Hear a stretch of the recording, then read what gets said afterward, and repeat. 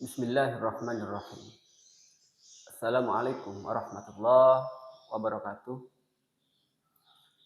Alhamdulillahilladzi arsala rasulahu bil huda wa dinil haqqi liyudhhirahu 'alad dini kulli walau karihal musyrikun.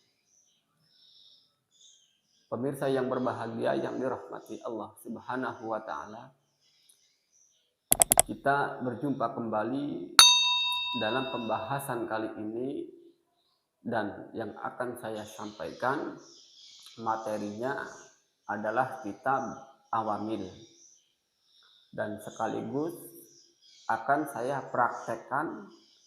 Mudah-mudahan nanti apa yang saya praktekkan bisa dipahami dan bisa dimengerti oleh sahabat-sahabat sekalian. Maka langsung saja saya masuk dalam pembahasannya. Di sini dikatakan Bismillahirrahmanirrahim. I'lam annal awamila fin nahwi mi'atu amilin. Ketahuilah sesungguhnya amil di dalam ilmu nahwu jumlahnya ada 100. Jadi amil itu jumlahnya ada 100. Sebelum saya membahas lebih lanjut, karena di sini ada kata-kata an-nahwi, maka saya perlu jelaskan terlebih dahulu.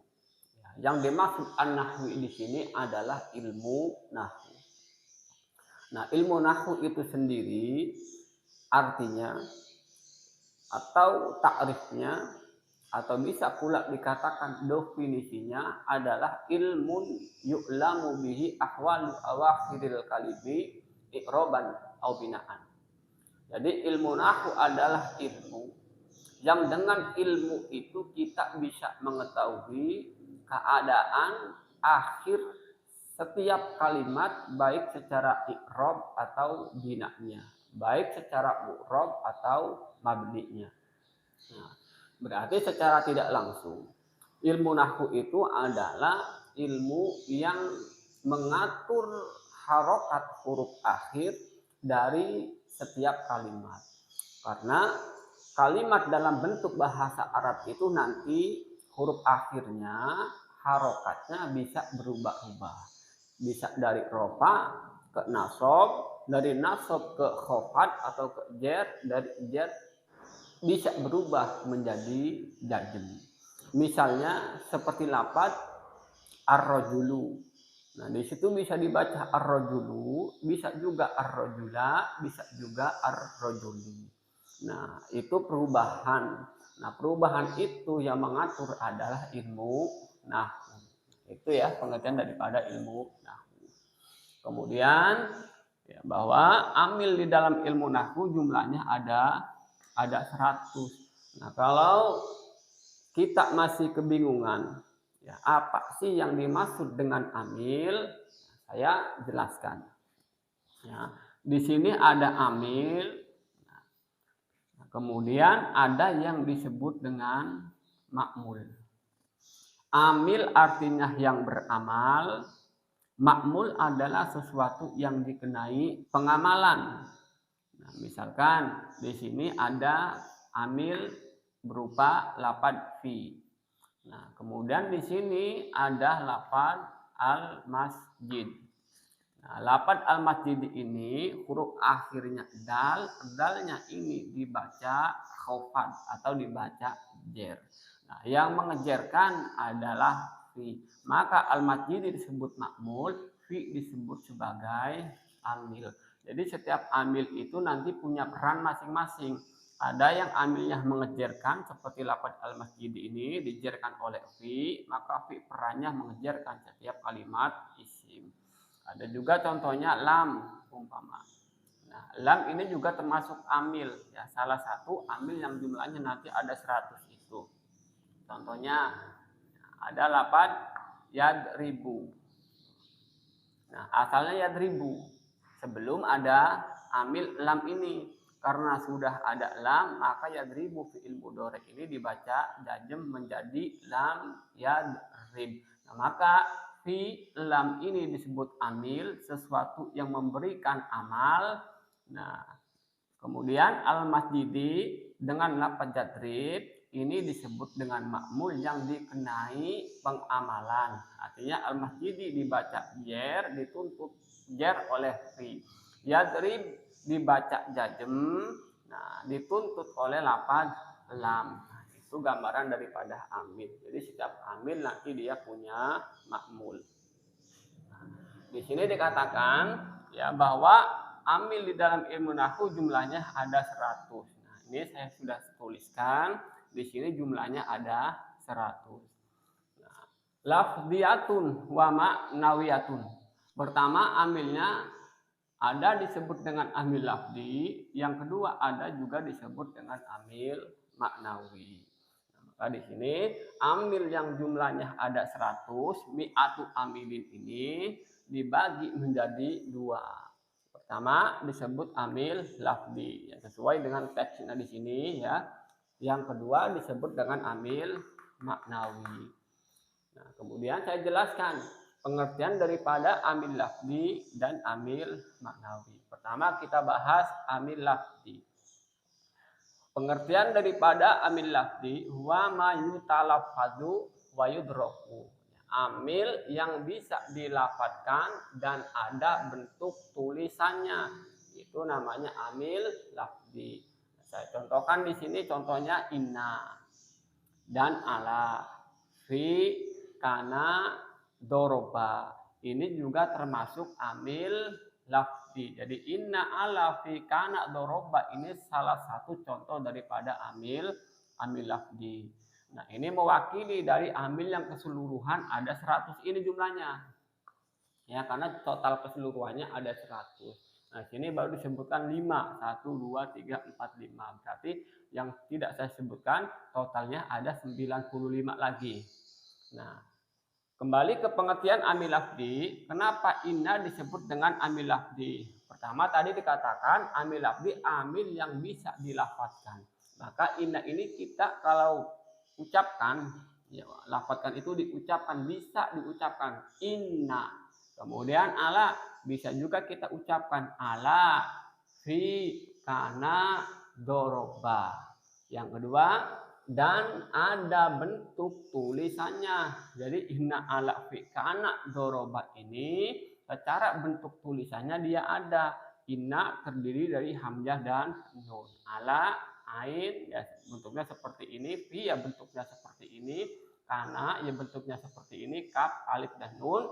Doroba juga terdiri dari huruf don, ro, dan ba. Itulah yang dimaksud dengan amil lafdi.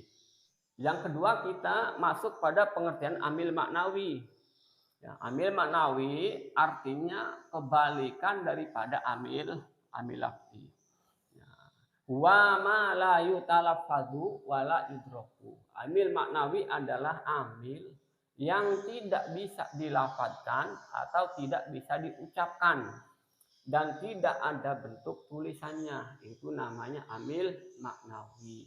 Jadi jumlahnya amil maknawi ini cuma ada 2 ya, ada ibtida dan juga ada tajarrud. Nah, ibtida ini fungsinya dia merupakan terhadap mubtada. Nah, misalkan contohnya zaitun qaimun. Nah, zaitun ini kedudukannya dia menjadi mubtada. Setiap mubtada harus dibaca rofa.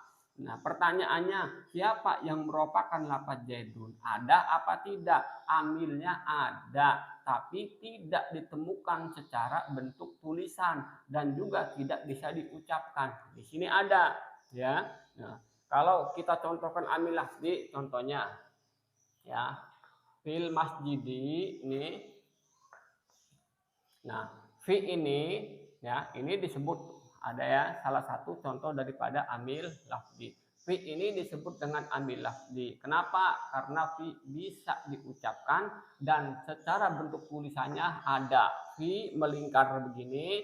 Nah, kemudian lafaz al-masjid ini dibaca jer atau dibaca khofat yang mengejarkan adalah huruf fi. Nah, berarti amilnya ini fi. Amilnya fi ini ada secara bentuk tulisan dan bisa diucapkan.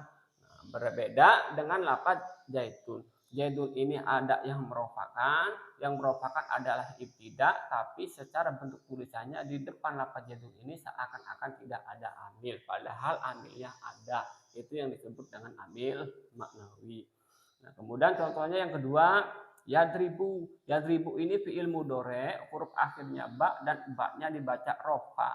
Nah, kira-kira ada tidak yang merofakan yadribu? Saya katakan ada, tapi tidak ditemukan secara bentuk tulisan, ya. Nah, tidak bisa ditemukan secara bentuk tulisannya dan tidak bisa dilafadzkan atau tidak bisa diucapkan ya bentuk amilnya. Nah, yang merupakan yadribu adalah tajarrud. Arti dari tajarrud itu sendiri fi'il mudhari yang tidak terdapat amil nasib yang menasabkan atau amil yang menjazmkan. Nah, itulah perbedaan daripada amil lafzi dan amil maknawi. Nah, kemudian kita masuk selanjutnya, fal lafziyatu minha ala darbaini. Nah, amil lafzi dari 100 itu dibagi menjadi 2 bagian. Jadi amil lafzi ini nanti ya dibagi menjadi 2 bagian. Ini saya hapus ya.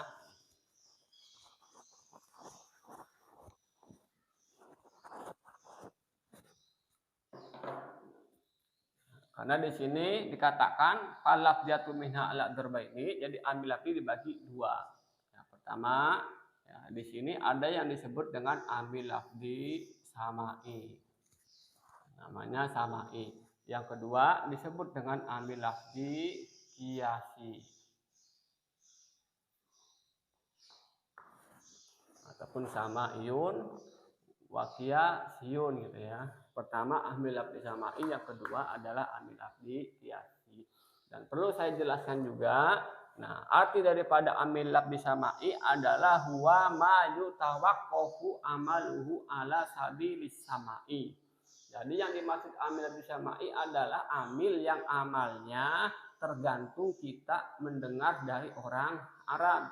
Misalkan nah, ada lafaz tadi fi ya. Ada lafaz fil masjidi ini.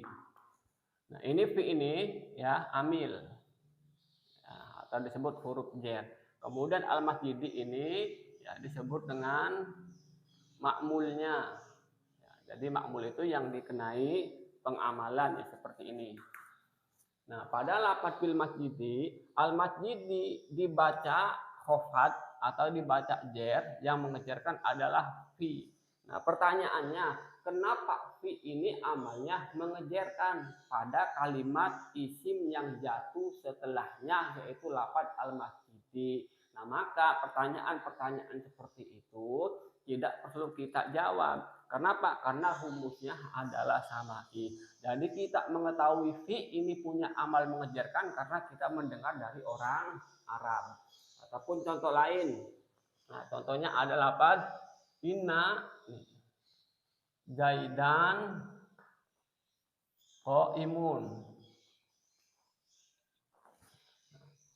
Sesungguhnya Pak Zaid qaimun adalah orang yang berdiri. Jadi inna itu punya amal tansibul isma wa tarfaul khobaro, menasabkan isim dan merupakan khobar. Maka Zaidan ini disebut sebagai isim inna, qaimun disebut sebagai khobar inna. Nah, inna ini ya amalnya menasabkan isim dan merupakan khobar. Jadi kita tahu dan kita mengetahui bahwa inna amalnya menasabkan dan merupakan khobar itu karena sama'i, artinya kita mendengar dari ucapan orang Arab. Nah, artinya setiap ada inna pasti ada kalimat yang dibaca nasab dan ada kalimat yang dibaca rofa. Yang dibaca nasab disebut sebagai isim, yang dibaca rofa disebut dengan khobar. Nah, kita mengetahui amalnya inna tasibul isma fatar faul khobaro karena kita mendengar dari orang Arab. Kemudian yang kedua ya ada yang disebut dengan amil lafzi qiyasi. Nah, amil lafzi qiyasi artinya ma ukhida qiyasan. Artinya amil yang dibuat dengan cara menyamakan dengan amil-amil yang lain. Itu amil bikiasi. Jadi amil itu dibuat dengan cara proses penyamaan dengan amil-amil yang lain. Karena totalnya amil bikiasi ada 7. Saya contohkan yang pertama saja. Contohnya adalah fi'il madhi. Contoh ada lafaz doroba ini. Nah, doroba ini termasuk salah satu amil lafzi qiyasi. Kalau dalam awamil disebut ahaduhal fi'lu alal itlaq. Fi'il secara mutlak artinya fi'il madhi, fi'il mudhari dan fi'il amr. Tapi saya contohkan saja doroba ini fi'il madhi. Nah, fi'il madhi ini disebut amil. Nah, karena tadi sudah saya katakan, ya, setiap amil pasti harus ada makmulnya. Maka doroba ini amilnya berarti ada lafaz yang dikenai amalnya oleh lafaz doroba. Nah, doroba ini karena fi'il muta'addi berarti dia butuh fa'il dan butuh terhadap maf'ul bih. Contoh doroba Zaidun, nah, amron.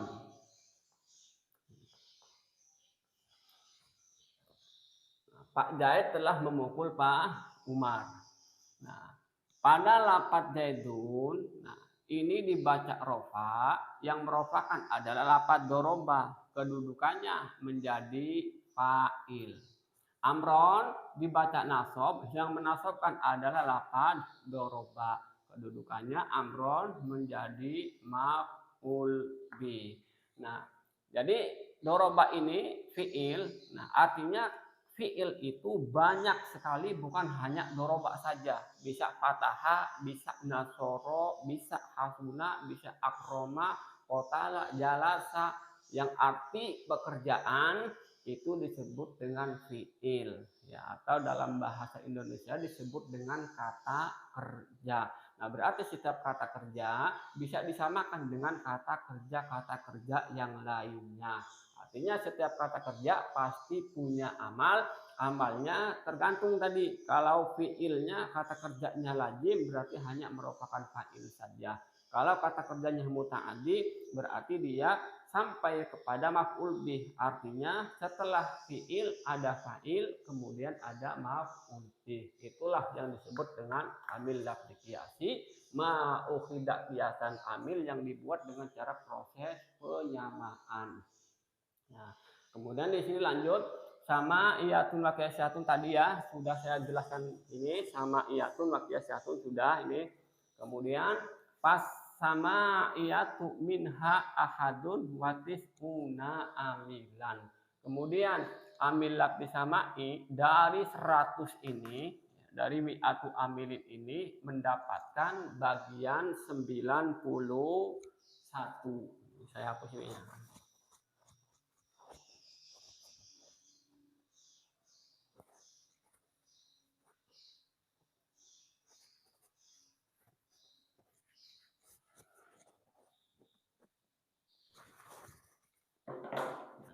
Di sini pas sama iya tuh mina ahadu atau mina ambilan. Jadi ambilan bisa mai ya, mendapatkan bagian 91 amil ya. Ada 91 amilnya. Di antaranya nanti ada yang mengejarkan, menasabkan isim, merupakan khobar, merupakan isim, menasabkan khobar, menasabkan isim, merupakan khobar dan seterusnya.